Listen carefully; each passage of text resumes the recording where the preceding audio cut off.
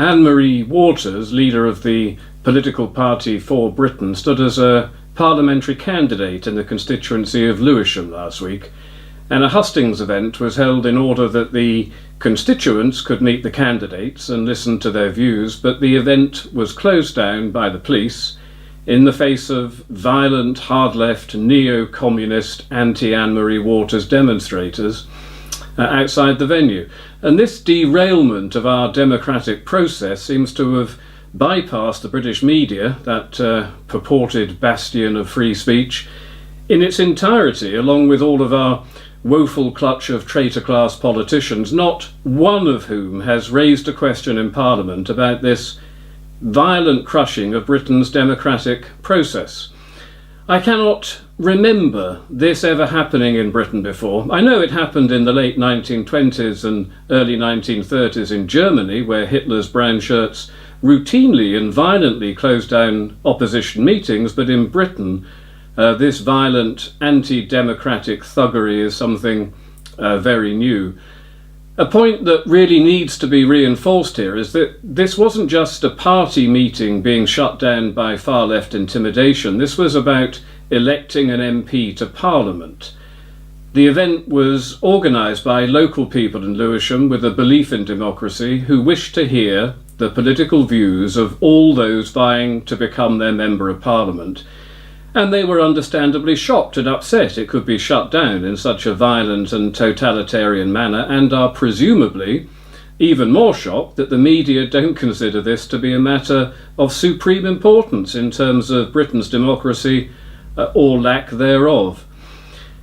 The day after it happened, I learned from The Guardian that Theresa May is the daughter of Satan, and from the Daily Mail that a male epsilon semi-moron was very keen on having sex with a female epsilon semi-moron on an island devoted to love.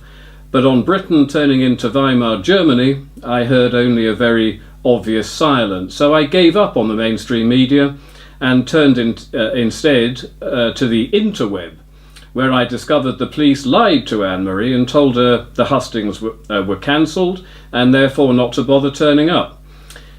They told this lie an hour before they did finally cancel the event, but not before candidates other than Anne-Marie, of course, had had their say. I also learned the far-left demonstrators came from an organisation called Stand Up to Racism, chaired by no less a person than Diane Abbott, the black shadow Home Secretary of the Labour Party, a woman who has publicly stated white people are divisive and evil.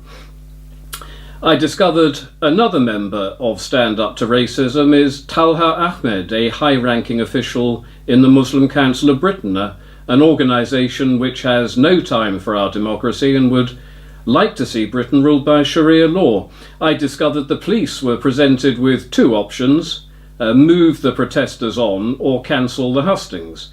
In other words, uphold the law and defend our democratic process, or break the law and let violent neo-communists stamp on the principles of a democratic nation-state.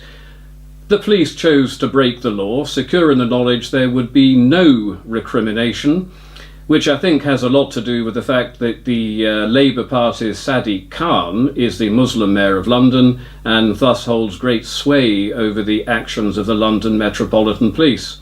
And it's not entirely impossible that Mayor Khan directly ordered the police to stop Anne-Marie from speaking.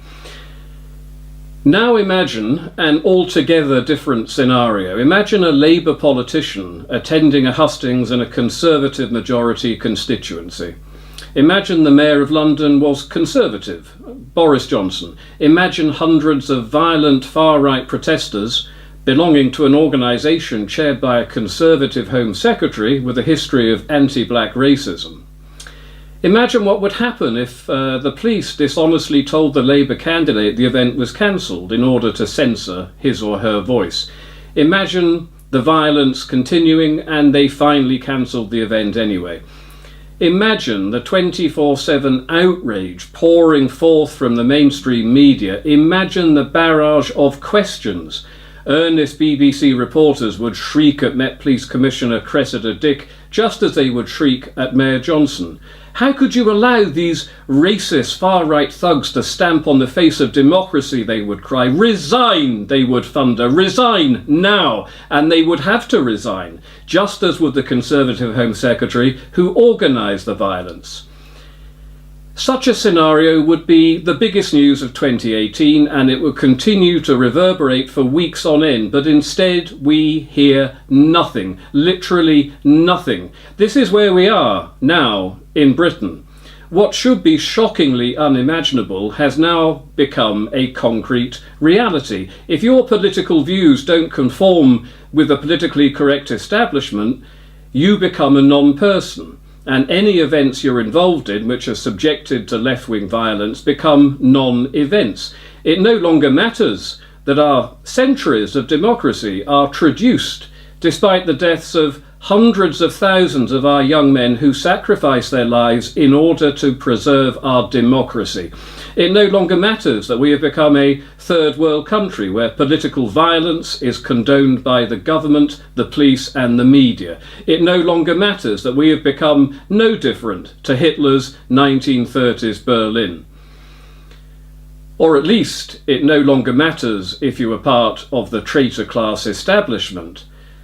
But if it matters to you, if it enrages you, if it offends your sense of decency, morality and your belief in the democratic process, then you can do something.